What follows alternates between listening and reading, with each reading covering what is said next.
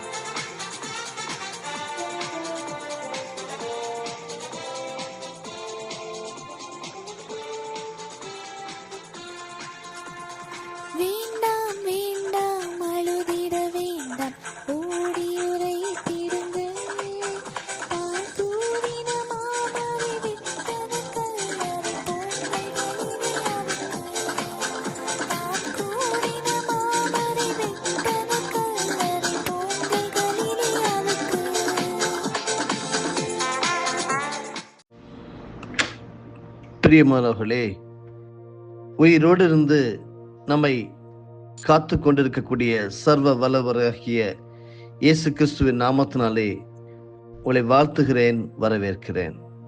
ஜெபிப்போம். பரிசுத்தமுள்ள நல்ல தகப்பனே, ஆசீர்வாதமும் அமைதியுமாக இந்த நாளை எங்களுக்கு காலை வேளையிலே தந்திருக்கிறீர். உங்களுடைய பிரசனத்தை உணர உதவி செய்வீராக. நீர் எங்களோடு தான் இருக்கிறீர், உயிர் உள்ளவராக இன்றைக்கும் எங்களை ஆண்டு கொண்டிருக்கிறீர் என்கிறதை நிரூபிக்கும் நாளாக இந்த நாள் எங்கள் ஒவ்வொருவருக்கும் அமையட்டும் என்று சொல்லி எங்களை தாழ்த்துகிறோம். இந்த உலக வாழ்க்கையிலே நீங்கள் கடந்து செல்லும் போது கர்த்தர் எங்களோட கூட துணையாக வருகிறீர். ஒவ்வொரு நிகழ்வுகளிலும் நீரும் கலந்து கொள்கிறீர். பரிசுத்த ஆவியானவர் மூலமாக எங்களோடு பேசுகிறீர், நடக்க வேண்டிய வழியை காட்டுகிறீர். அப்படி வழிகாட்டும். எங்கள் கண்கள் திறந்திருக்கட்டும், எங்கள் இருதயங்கள் திறந்திருக்கட்டும், எங்கள் காதுகள் உடைய சத்தத்திற்கு திறந்திருக்கட்டும். கர்த்தாவே பேசும், நாங்கள் கேட்கிறோம். இயேசு கிறிஸ்துவின் மூலமே ஜெபிக்கிறேன் பிதாவே, ஆமேன். தினம் ஒரு சத்திய வார்த்தையின் இன்றைய தியான தலைப்பு, உயிர்த்தெழுந்த இயேசுவை சந்தித்த பெண்கள். மார்க் எழுதின சுவிசேஷம் 16வது அதிகாரம் வசனம் 6 ஒரு பகுதி சொல்லுகிறது, அவர் உயிர்த்தெழுந்தார், அவர் இங்கே இல்லை. இதுதான் கிறிஸ்தவத்தின் ஆதாரம். This is the foundation of Christianity. இயேசு கிறிஸ்து பிறந்தார், வாழ்ந்தார், மரித்தார், எல்லாவற்றையும் விட மேலாக அவர் உயிர்த்தெழுந்தார். இந்த செய்தி உலகமெங்கும் பரம்பியதன் பிறகு உலக மக்கள் கிறிஸ்தவர்களை மிக வித்தியாசமாக பார்க்க துவங்கினார்கள். வேறு எந்த மதத்தினரும் இப்படிப்பட்ட வார்த்தையை அவர்களுடைய தெய்வங்கள் என்று சொல்லக்கூடிய தெய்வங்களை பற்றி ஒரு நாளும் சொல்ல முடியாது, சொன்னதும் இல்லை. உயிர்த்தெழுந்த இயேசுவை சந்தித்த பெண்கள் என்று இந்த தலைப்பிலே மார்க் 16வது அதிகாரம் முதல் 11 வசனங்களையும் நான் உங்களுக்காக படிக்கிறேன். ஓய்வு நாள் ஆன பின்பு மகதலேனா மரியாளும் யாக்கோபின் தாயாகிய மரியாளும் சலோமே என்பவளும் அவருக்கு சுகந்த வர்க்கமிடும்படி அவைகளை வாங்கிக் கொண்டு வாரத்தின் முதலாம் நாள் அதிகாலையிலே சூரியன் உதயமாகிற போது கல்லறையினிடத்தில் வந்து, கல்லறையின் வாசலில் இருக்கிற கல்லை நமக்காக எவன் புரட்டி தள்ளுவான் என்று ஒருவரோடு ஒருவர் சொல்லிக் கொண்டார்கள். அந்த கல் மிகவும் பெரிதாயிருந்தது. அவர்கள் ஏறிட்டு பார்க்கிற போது அது தள்ளப்பட்டிருக்க கண்டார்கள். அவர்கள் கல்லறைக்குள் பிரவேசித்து வெள்ளையங்கி தரித்தவனாய் வலது பக்கத்தில் உட்கார்ந்திருந்த ஒரு வாலிபனை கண்டு பயந்தார்கள். அவன் அவர்களை நோக்கி, பயப்படாதிருங்கள், சிலுவையில் அறையப்பட்ட நசரேயனாகிய இயேசுவை தேடுகிறீர்கள். அவர் உயிர் தெழுந்தார், அவர் இங்கே இல்லை.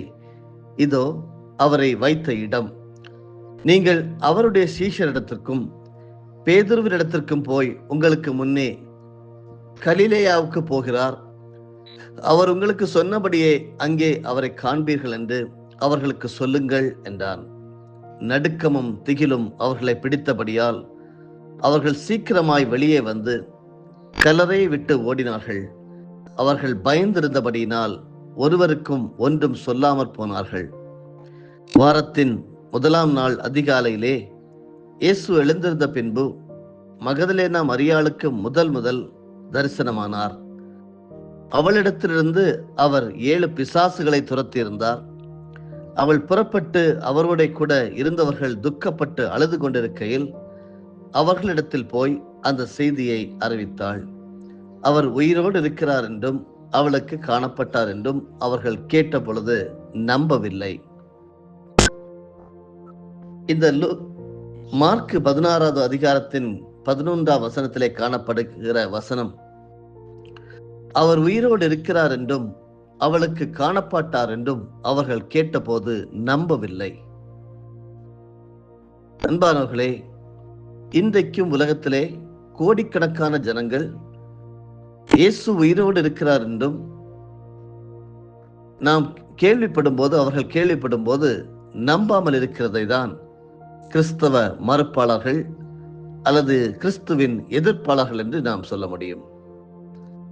ஏன், கிறிஸ்துவை பின்பற்றி கொண்டிருக்கக்கூடிய ஜனங்களே அநேகர் எய்திஸ்டாக, எந்த மதமும் எனக்கு சம்பந்தம் இல்லை, நான் கிறிஸ்தவன் தான், நான் கிறிஸ்தவத்தை விட்டு வெளியே போகிறேன் என்று சொல்லக்கூடிய காரணம் என்னவென்றால் இந்த வசனம்தான்.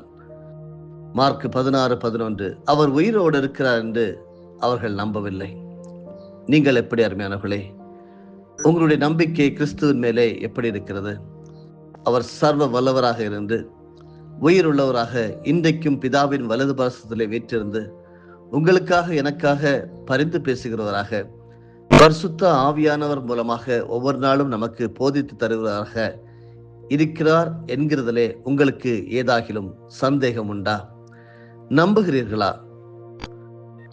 இந்த பகுதியை நாம் பார்க்கும்போது இயேசுவின் உயிர்த்தெழுதலுக்கு முதல் சாட்சியானவர்கள் பெண்கள்தான். மகதலேனா மரியாள், யாக்கோபின் தாயாகிய மரியாள், சலோமே ஆகிய 3 பெண்களும் சேர்ந்து யூதர்களின் ஓய்வு நாள் முடிந்த மறுநாள் காலையில் கல்லறையில் வைக்கப்பட்டிருந்த இயேசுநாதருக்கு சுகந்த வர்க்கமிடும்படி கல்லறையின் இடத்திற்கு வந்தார்கள்.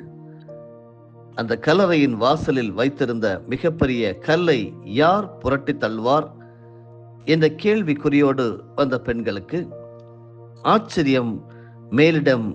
ஏற்கனவே கல் புரட்டப்பட்டிருந்தது. இங்கே இருப்பது என்னவென்றால் வெறுமையான கல்லறை. புரட்டப்பட்டிருந்த கல், இயேசுவின் சரீரம் இல்லாமை, இவை அனைத்தையும் கண்டும் இவர்கள் இயேசு உயிர்த்தெழுந்தார் என்று அறியவில்லை. மேலும் இயேசு சொன்னவைகளையும் மறந்து போனார்கள். இயேசுவின் உடலை யாரோ திருடி சென்று விட்டார்கள் என்று எண்ணிக்கொண்டார்கள். அந்த எண்ண அலைகளை அழிக்கும்படியாக கல்லறையின் உள் வெள்ளையங்கி தரித்தவராக உட்கார்ந்திருந்த வாலிபர் அந்த 3 பெண்களை நோக்கி, சிலுவையில் அறையப்பட்ட நசரேயனாகிய இயேசுவை தேடுகிறீர்கள், அவர் உயிர்த்தெழுந்தார், அவர் இங்கே இல்லை, இதுவே அவர் வைத்த இடம் என்று கூறி இயேசுவின் உயிர்த்தெழுதலை அதிகாரப்பூர்வமாய் அறிவித்தார். வாரத்தின் முதலாம் நாள் அதிகாலையில் இயேசு உயிர்த்தெழுந்த பின்பு முதலில் மரியாளுக்கு தரிசனமானார். இயேசுவை சந்தித்த மரியாள் இயேசுவின் மரணத்தை குறித்து துக்கப்பட்டு அழுது கொண்டிருந்த அவரோடு இருந்தவர்களுக்கு இயேசு உயிர்த்தெழுந்தார் என்ற நல்ல செய்தியை அறிவித்தாள். அருமையானவர்களே, இன்று நீங்களும் நானும் உயிர்த்தெழுந்த கிறிஸ்துநாதரின் வல்லமையை பல கோணங்களிலே நம்முடைய வாழ்க்கை நிகழ்வுகளிலே கண்கூடாக கண்டு கொண்டிருக்கிறோம். மக்கள் நம்பினார்களோ நம்பவில்லையோ, நாம் நமது ஆண்டவரை, அவரது வல்லமையை, மகத்துவங்களை பிறருக்கு அறிவிக்கிறவர்களாக வாழ்வோம் என்கிறது தான் இன்றைய செய்தி. ஒரு பாடல் வரிகளிலே, பேரன்பை குறித்த ஆண்டவா நான் சாட்சி கூறுவேன் என்று பக்தர் பாடியுள்ளார். அன்பானவர்களே, இயேசு கிறிஸ்து, அதாவது உயிர்த்தெழுந்த இயேசு கிறிஸ்து சீஷர்கள் மத்தியிலே அவர்களை சந்திக்கும்படியாக ஒரு சந்திப்பு அங்கே நிகழ்கிறது என்று யோவான் சுவிசேஷகன் அழகாக எழுதி வைத்திருக்கிறார். யோவான் எழுதின சுவிசேஷம் 20வது அதிகாரம் வசனம் 19 ஒரு வார்த்தை சொல்லுகிறது, இயேசு வந்து நடுவே நின்று உங்களுக்கு சமாதானம் என்றார். இன்றைக்கு உலகமெல்லாம் ஏங்கி தவிக்கின்ற ஒரு காரியம் சமாதானம்.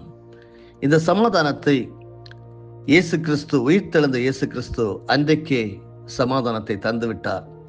அதை விசுவாசித்து பெற்றுக்கொள்ளும்படியாக தான் நாம் இருக்கிறோம். படிக்க கேளுங்கள். யோவான் 20 வசனங்கள் 19 முதல் 23 முடிய. வாரத்தின் முதல் நாளாகிய அன்றைய தினம் சாயங்கால வேளையிலே சீஷர்கள் கூடியிருந்த இடத்தில் யூதர்களுக்கு பயந்ததினால் கதவுகள் பூட்டி இருக்கையில் இயேசு வந்து நடுவே நின்று உங்களுக்கு சமாதானம் என்றார். அவர் இப்படி சொல்லி தம்முடைய கைகளையும் விலாவையும் அவர்களுக்கு காண்பித்தார். சீஷர்கள் கர்த்தரை கண்டு சந்தோஷப்பட்டார்கள்.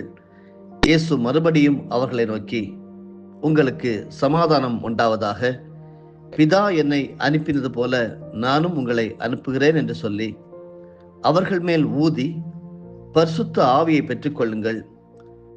எவர்களுடைய பாவங்களை மன்னிக்கிறீர்களோ அவைகள் அவர்களுக்கு மன்னிக்கப்படும், எவர்களுடைய பாவங்களை மன்னியாதிருக்கிறீர்களோ அவைகள் அவர்களுக்கு மன்னிக்கப்படாதிருக்கும் என்றார். இங்கே உயிர்த்தெழுந்த ஆண்டவர் முதலாவது அந்த 3 பெண்களுக்கும் காட்சியளித்ததை, சந்தித்ததை நாம் பார்த்தோம். இங்கே இரண்டாவதாக உயிர்த்தெழுந்த இயேசு கிறிஸ்து சீஷர் கூட்டத்திலே அங்கே அவர்களை சந்திக்கிறார். காட்சி கொடுத்தார் என்று சொல்வதை விட சந்தித்தார் என்கிற வார்த்தை நன்றாக பொருந்துகிறது. இயேசுவின் மரணத்திற்கு பின் சீடர்கள் யூதர்களுக்கு பயந்ததினால் பூட்டப்பட்ட ஒரு அறையினுள் கூடியிருந்தார்கள்.